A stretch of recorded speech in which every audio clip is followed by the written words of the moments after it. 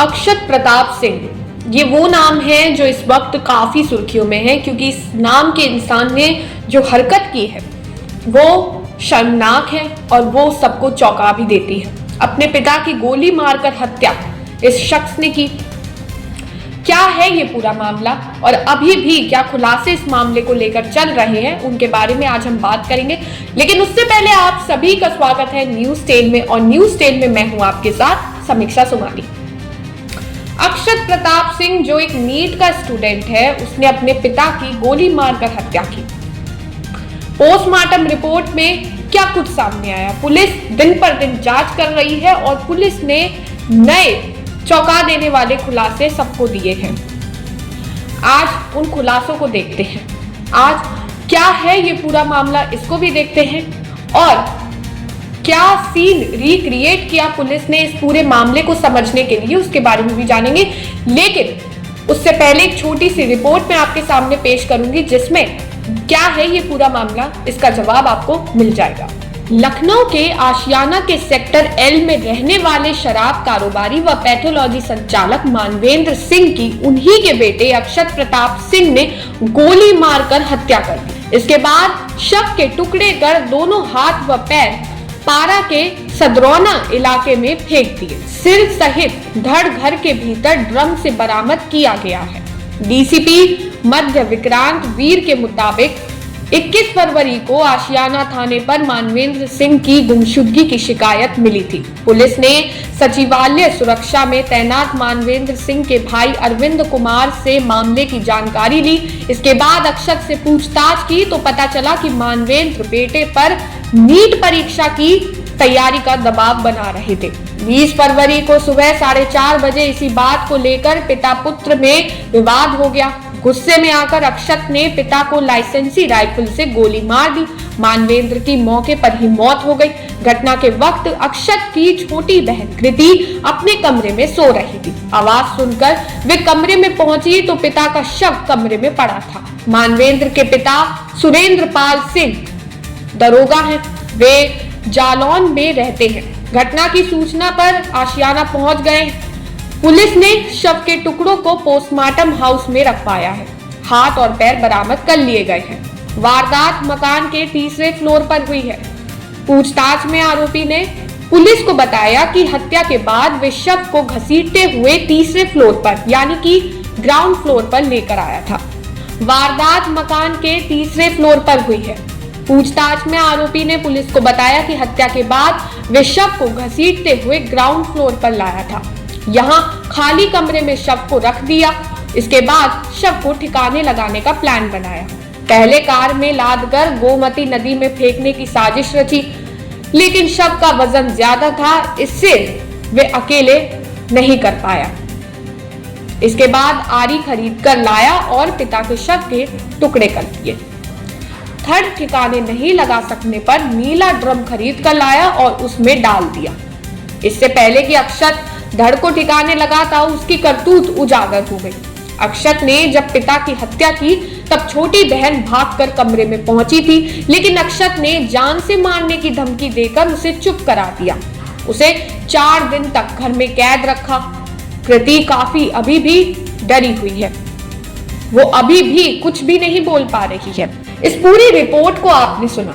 इस रिपोर्ट में आप समझ गए होंगे कि किस बदसलूकी से अक्षत ने अपने पिता की हत्या की। इसके बाद जब ये जांच चली तो पोस्टमार्टम में भी कई खुलासे हुए। पोस्टमार्टम रिपोर्ट में ये बताया गया है कि अक्षत ने अपने पिता की पीठ और पेट को अलग करने की भी कोशिश की थी, लेकिन रीढ़ की हड्डी को वो काट ना पाया, लेकिन कोशिश उसने पेट और पीठ को अलग करने की भी की थी। सोचिए, पेट और पीठ को भी काटने की कोशिश की थी, वो भी अपने पिता के पेट और पीठ को। सोचिए। ये भी बताया जा रहा है कि अक्षत के जो पिता थे वो उसे पैथोलॉजी में संचालन का काम देने वाले थे। वो उसे बल्कि इसकी तैयारी भी करा रहे थे। 27,000 रुपए वो उसे वेतन के तौर पर देते थे, और जब भी अक्षत कॉलेज से घर आता था वो जाकर पैथोलॉजी की लैब पर बैठता भी था। ये भी सामने आया है। अब आपको बताते हैं कि किस तरीके से अक्षत ने कोशिश की कि वो ताकि सबूत मिटा सके। जिस असले का इस्तेमाल अक्षत ने इस पूरी घटना में किया, उस असले को उसने बेड के नीचे छुपा दिया था, लेकिन अब पुलिस ने वो बरामद किया है। जिस आरी से अक्षत ने अपने पिता के टुकड़े किए, उस आरी के साथ उसने 2 चाकू भी खरीदे थे, वो भी पुलिस ने अब बरामद कर लिए हैं। अक्षत ने अक्षत ने अपने पिता को गोली मारी थी। जब गोली मारते हैं तो चारों तरफ खून के निशान हो जाते हैं, यानी कि खून फैल जाता है। उस वक्त भी ऐसा ही हुआ, रूम में पूरी तरफ खून ही खून था, दीवारों पर भी खून के छींटे पड़ चुके थे। उन खून के छींटों को छुपाने के लिए अक्षत पेंट का डब्बा भी खरीद कर लाया था और उसने पेंट भी किया था ताकि किसी को पता ना चले कि वहां पर खून लगा है, क्योंकि इस घटना के बाद कमरे में दुर्गंध भी हुई होगी, स्मेल भी फैली होगी, और उस स्मेल को छिपाने के लिए अक्षत ने एक रूम फ्रेशनर का भी इस्तेमाल किया। रूम फ्रेशनर भी पूरे रूम में छिड़का ताकि स्मेल ना फैले। अक्षत ने अपने इस क्राइम को छुपाने के लिए एक व्हाट्सएप ग्रुप भी बनाया था ताकि वो सबको जता सके कि उसे फिक्र है और वो इस क्राइम के पीछे नहीं है। उसके पिता वाकई में गुमशुदा हो गए हैं, इस बात को यकीन में लाने के लिए उसने एक व्हाट्सएप ग्रुप बनाया। उसमें उसने वीरेंद्र के दोस्तों को शामिल किया, यानी कि उसके पिता के दोस्तों को शामिल किया, और लगातार अक्षत उन ग्रुपों पर मैसेज करता रहा। उसने कहा कि मैं और कृति, यानी कि कृति जो अक्षत की बहन है, उसका नाम लेकर और अक्षत ने अपना नाम लेकर लगातार ग्रुप में ये मैसेज किए कि वो अभी अपने पिता को बहुत मिस कर रहा है और उसके पिता जल्द से जल्द लौट आए और उसे कांटेक्ट करें। इसके पीछे एक मकसद और था कि अक्षत लगातार वो अपडेट लेना चाहता था जो चल रहे हैं, जो पुलिस जांच कर रही है, जो उसके पिता के दोस्त जो लगातार जांच कर रहे हैं, उनके बारे में अपडेट लेने के लिए अक्षत ने ये ग्रुप क्रिएट किया था। इसके साथ साथ अक्षत के दोस्तों का भी बयान सामने आया है। अक्षत के दोस्तों का ये कहना है कि नीत वो वजह नहीं है जिसकी वजह से अक्षत ने अपने पिता को मारा है। ये दोस्तों का बयान है अक्षत के। इसके साथ जब वो धड़ को ठिकाने लगाने जा रहा था, तब क्योंकि जो वीरेंद्र हैं वो शराब के ठेकेदार भी थे, तो इसलिए जो ठेकेदार थे वहां के मुनीम वो घर पे पहुंच चुके थे। इस वजह से अक्षत धड़ को ठिकाने नहीं लगा पाया। ये कुछ वजहें हैं जो अभी इस रिपोर्ट में सामने आई है।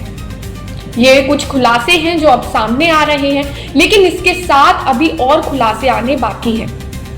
आपको बताना चाहते हैं कि पुलिस ने उस सीन को भी रिक्रिएट किया जिस सीन में ये पूरी घटना हुई होगी, और ये पूरा सीन अक्षत की मौजूदगी में हुआ और फॉरेंसिक टीम भी वहां पर मौजूद थी ताकि उस सीन को दोबारा दोहराया जाए। पुलिस भी इस वक्त जोर शोर से जांच कर रही है और किसी भी तरीके से क्या है ये पूरा मामला इसको समझने में लगी है। अभी भी पुलिस ये कह रही है कि इसकी जांच चल रही है और अभी भी कुछ खुलासे होने बाकी है। मतलब सोचिए कितनी चीजें अभी बाकी हैं, कितनी 2 दिन का ये पूरा खेल था और 2 दिन में कितना कुछ प्लान कर लिया अक्षत ने। सोचिए। अपनी राय हमें कमेंट सेक्शन में जरूर बताइए कि आपको क्या लगता है इस केस के बारे में। इन अपडेट्स के लिए फॉलो करते रहें न्यूज़ टेल को।